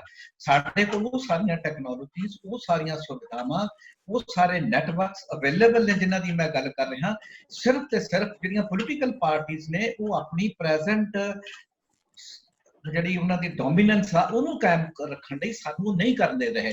ਐਜੂਕੇਸ਼ਨ ਦੇ ਵਿੱਚ ਸਾਰਾ ਕੁਝ ਪੋਸੀਬਲ ਆ ਜਿਹੜਾ ਕਿ ਮਤਲਬ ਸਾਲ ਦੇ ਵਿੱਚ ਨਹੀਂ, ਵਿਦਨ ਮੰਥਸ ਕੀਤਾ ਜਾ ਸਕਦਾ। ਇਸੇ ਤਰ੍ਹਾਂ ਨਾਲ ਹੈਲਥ ਦੇ ਵਿੱਚ ਆ, ਇਸੇ ਤਰ੍ਹਾਂ ਐਗਰੀਕਲਚਰ ਦੇ ਵਿੱਚ ਆ। ਸਿਰਫ ਪੋਲੀਟੀਕਲ ਪਾਰਟੀਆਂ ਇਸੇ ਕਰਕੇ ਹੋਣ ਦੇ ਵਿੱਚ ਨੇ ਕਿਉਂਕਿ ਉਹ ਯੂਥ ਨੂੰ, ਉਹ ਨਵੇਂ ਬੱਚਿਆਂ ਨੂੰ ਨਵੀਆਂ ਚੀਜ਼ਾਂ ਦੇ ਨਾਲ ਜੁੜ ਕੇ ਨਹੀਂ ਅਵੇਲੇਬਲ ਕਰਵਾਉਣਾ। ਇੱਕ ਆਖਰੀ ਸਵਾਲ ਹੈ, ਤਿੰਨਾਂ ਨੂੰ ਇਕੱਠਾ ਹੈ, ਇਸ ਤੋਂ ਬਾਅਦ ਖਤਮ ਹੈ। ਹੁਣ ਮੈਂ ਕਿਉਂਕਿ ਬਹੁਤ ਵੱਡੀ ਡਿਬੇਟ ਦੇ ਵਿੱਚ ਸ਼ਾਮਲ ਹੈ ਤੇ ਮੈਂ ਬਹੁਤ ਸਾਰੇ ਬਿਊਰੋਕਰੈਟਸ ਜਿਹੜੇ ਵੱਖ-ਵੱਖ ਵੱਡੇ ਅਹੁਦਿਆਂ ਤੋਂ, ਬੈਂਕਾਂ ਦੇ ਚੇਅਰਮੈਨ ਤੇ ਬਾਕੀ ਵੀ ਰਿਟਾਇਰ ਹੋਏ, ਉਹਨਾਂ ਨਾਲ ਰੋਜ਼ ਗੱਲ ਕਰ ਰਿਹਾ। ਔਰ ਵਿਦੇਸ਼ ਦੇ ਵਿੱਚ ਉਹ ਸਕਾਲਰ ਜਿਨ੍ਹਾਂ 'ਚ ਡਾਕਟਰ ਕਪਾਨੀ ਵਰਗੇ ਵੀ ਹੈ, ਉਹ ਜਿਨ੍ਹਾਂ ਨੇ ਬੜੇ ਨਾਂ ਸਿਰਜੇ, ਸਾਰੇ ਬੰਦਿਆਂ ਨੂੰ ਲੈਣ ਦੀ ਕੋਸ਼ਿਸ਼ ਕਰ ਰਿਹਾ। ਮੈਨੂੰ ਪਤਾ ਹੈ ਕਿ ਉਹਨਾਂ ਨੇ ਇਹ ਯੁੱਧ ਇਸ ਧਰਤੀ ਤੇ ਆ ਕੇ ਨਹੀਂ ਲੜਨਾ ਤੇ ਤੁਸੀਂ ਕਰਮਯੋਗੀ ਹੋ, ਰੋਜ਼ ਲੜ ਰਹੇ ਹੋ। ਜੇ ਮੈਂ ਤੁਹਾਨੂੰ ਇਹ ਸਵਾਲ ਪੁੱਛਾਂ ਕਿ ਅਸੀਂ ਕਿੰਨੀ ਕੁ ਦੇਰ ਦੂਜਿਆਂ ਦੇ ਮੂੰਹ ਵੱਲ ਵੇਂਦੇ ਰਵਾਂਗੇ ਜੇ ਅਸੀਂ ਇਸ ਤਰ੍ਹਾਂ ਦੀ ਡਿਬੇਟ ਨੂੰ ਵੱਡੀ ਕਰਕੇ ਕੋਈ ਨੀਤੀ ਬਣਾ ਸਕੀਏ, ਕੋਈ ਹੱਲ ਕੱਢ ਸਕੀਏ ਕਿ ਇਸ ਹਾਂ ਉਹਨੂੰ ਅਮਲ ਚ ਲਿਆਉਣ ਵਾਲੇ ਬਾਅਦ ਚ ਚੁਣ ਲਵਾਂਗੇ, ਅਜੇ 2022 ਦੂਰ ਆ, ਕਿਉਂ ਨਾ ਇੰਜ ਹੋਵੇ ਕਿ ਸਮਝਾਂ ਵਾਲੇ ਸਿਰਾਂ ਵਾਲੇ ਘੱਟੋ ਘੱਟ ਕੋਈ ਪੰਜਾਬ ਲਈ ਨੀਤੀ ਬਣਾ ਦੇਣ, ਵੱਖ-ਵੱਖ ਖੇਤਰਾਂ ਦੇ ਮਾਹਿਰ ਨੀਤੀ ਬਣਾ ਦੇਣ, ਤੁਹਾਡੇ ਵਰਗੇ ਉਹਨੂੰ ਮੁਲਾਂਕਣ ਚ ਲਿਆ ਕੇ ਉਹਨੂੰ ਵੱਖਰੇ ਤਰ੍ਹਾਂ ਦੇ ਸੰਵਾਦ ਦਾ ਹਿੱਸਾ ਬਣਾ ਕੇ ਉਹਨੂੰ ਵੱਖ-ਵੱਖ ਤਰੀਕੇ ਨਾਲ ਕਸ਼ੀਦ ਕਰ ਲੈਣ, ਜਿੱਥੇ ਵੀ ਕਮੀ ਹੋਵੇ ਦੂਰ ਕਰ ਲੈਣ, 10-12 ਨੁਕਾਤੀ ਪ੍ਰੋਗਰਾਮ ਦੇ ਦਈਏ। ਬੰਦੇ 50-40 ਸਾਡੇ ਕੋਲ ਵੱਡੇ ਹੈਗੇ ਤੁਹਾਡੇ ਵਰਗੇ, ਸੋ ਹਾਮੀ ਭਰ ਦਿਓ ਕਿ ਨਹੀਂ। ਮੈਂ ਇਹ ਗੱਲ ਸ਼ੁਰੂ ਕਰੂੰਗਾ ਸਰਦਾਰ ਰਜਿੰਦਰਪਾਲ ਸਿੰਘ ਬਰਾੜ ਜੀ ਤੋਂ। ਬਰਾੜ ਸਾਹਿਬ, ਇੰਜ ਹੋ ਸਕਦਾ ਕਿ ਤੁਸੀਂ ਘਰਾਂ 'ਚ ਬੈਠੇ ਮਿਹਨਤ ਕਰ ਹੀ ਰਹੇ ਹੋ ਤੇ ਆਪਣੇ ਆਪਣੇ ਤਰੀਕੇ ਨਾਲ ਕੋਈ ਖਾਕਾ ਉਲੀਕ ਦਿਓ? ਬਿਲਕੁਲ ਜੀ, ਲਗਭਗ ਪੰਜਾਬ ਦੇ ਵਿੱਚ ਜਿੰਨੇ ਵੀ ਪੋਲੀਟੀਕਲ ਪਾਰਟੀਆਂ ਦੀ ਮੌਜੂਦਾ ਕਾਰਗੁਜ਼ਾਰੀ ਤੋਂ ਨਿਰਾਸ਼ ਨੇ ਜਾਂ ਉਹਦੇ ਵਿੱਚ ਸੁਧਾਰ ਚਾਹੁੰਦੇ ਨੇ, ਉਹ ਛੋਟੇ ਛੋਟੇ WhatsApp ਗਰੁੱਪਾਂ ਦੇ ਵਿੱਚ ਜਾਂ ਛੋਟੀਆਂ ਛੋਟੀਆਂ ਸਮਾਜ ਸੇਵੀ ਜਥੇਬੰਦੀਆਂ ਦੇ ਵਿੱਚ ਜਾਂ ਵਿਆਹਾਂ ਸ਼ਾਦੀਆਂ ਦੇ ਵਿੱਚ ਜਿੱਥੇ ਵੀ ਇਕੱਠੇ ਹੁੰਦੇ ਆ, ਇਹੀ ਗੱਲ ਕਰ ਰਹੇ ਆ। ਪਰ ਇਹ ਗੱਲ ਕ੍ਰਿਸਟਲਾਈਜ਼ ਕਿਉਂ ਨਹੀਂ ਹੋ ਰਹੀਗੀ? ਕ੍ਰਿਸਟਲਾਈਜ਼ ਗੱਲ ਇਹ ਹੋਵੇ ਤਾਂ ਇਹ ਅੱਗੇ ਤੁਰ ਸਕਦੀ ਹੈ। ਛੋਟੇ ਛੋਟੇ ਗਰੁੱਪ ਜ਼ਰੂਰ ਇਸ ਪੱਧਰ ਤੇ ਸੋਚ ਰਹੇ ਹੈਗੇ ਆ। ਮੈਨੂੰ ਲੱਗਦਾ ਹੈਗਾ ਕਿ ਜਿਉਂ-ਜਿਉਂ ਸੰਕਟ ਵਧੂਗਾ ਉਵੇਂ ਸੋਚਣ ਤੇ ਪ੍ਰੈਸ਼ਰ। ਨਹੀਂ ਸਰ, ਨਹੀਂ ਸਰ, ਸੰਕਟ ਵਧਣ ਤੱਕ ਹੋਰ ਨਾ ਜਾਈਏ। ਹੁਣ ਪਾਣੀ ਗਲ ਹੈ, ਸਿਰੋਂ ਲੰਘ ਜੂ, ਮੁੜ ਕੇ ਗੱਲ ਨਹੀਂ ਬਣਨੀ, ਸਾਹ ਨਹੀਂ ਆਉਣਾ। ਮੈਂ ਕਹਿੰਦਾ ਆਪਾਂ ਐਦ ਕਰੀਏ। ਆਪਾਂ ਦੇਖੋ ਅਗਲੀ ਵਾਰੀ 6 ਜਾਣੇ 10 ਜਾਣੇ ਜੀ, ਕੁਝ ਚੀਜ਼ਾਂ ਲਈ ਅਸੀਂ ਤਾਂ ਬਹੁਤ ਈਗਰ ਆ, ਪਰ ਇਹ ਕਿ ਜਦੋਂ ਅਸੀਂ ਮਾਸ ਪਾਰਟਿਸਿਪੇਸ਼ਨ ਕਰਾਉਣੀ ਹੁੰਦੀ ਹੈ ਤਾਂ ਮਾਸ ਪਾਰਟਿਸਿਪੇਸ਼ਨ ਦਾ ਇੱਕ ਆਪਣਾ ਵਿਵਹਾਰ ਹੈਗਾ ਕਿ ਜਿੰਨੀ ਦੇਰ ਕੋਈ ਗੱਲ ਉਹਨਾਂ ਨੂੰ ਨਹੀਂ ਲੱਗਦੀ ਓਨੀ ਦੇਰ ਨਹੀਂ ਹੋਊਗਾ। ਮੈਂ ਕਿਹਾ ਨਾ ਲੱਗੇ ਤੁਸੀਂ ਛੱਡ ਦਿਓ।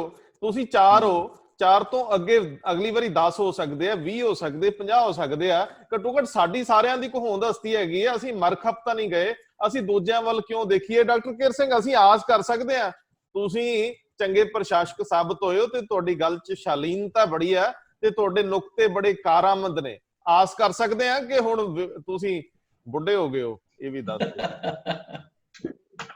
ਤੁਸੀਂ ਠੀਕ ਹੈ। ਜਦੋਂ ਬੰਦਾ ਅਸਲੀਆਂ ਚ ਆ ਜਾਏ ਨਾ ਜੀ, ਅਗਾਹਾਂ ਪੂਤਰਾਂਗ ਵਾਲੀ ਗੱਲ ਹੁੰਦੀ ਹੈ, ਪਰ ਫਿਰ ਵੀ ਬੁੱਢਾ ਜਰਨੈਲ ਕਾਇਮ ਹੈ, ਅਜੇ ਅਵੇਲੇਬਲ ਹੈ।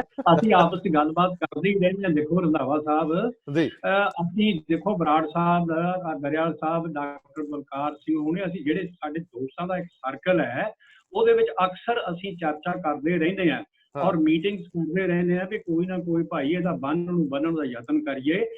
ਇਹ ਸਾਰਾ ਪ੍ਰੋਸੈਸ ਅਸੀਂ ਕਰ ਰਹੇ ਹੋਏ ਹਾਂ। ਅਜੇ ਕੰਕਰੀਟਾਈਜ਼ ਨਹੀਂ ਕੁਛ ਇੱਥੇ ਸਾਡੇ ਨਿਕਲਿਆ, ਪਰ ਗੱਲ ਜਾਰੀ ਜ਼ਰੂਰ ਹੈ। ਰੰਧਾਵਾ ਸਾਹਿਬ, ਮਾਯੂਸ ਨਾ ਹੋਈਏ, ਅਸੀਂ ਕਰ ਰਹੇ ਹਾਂ।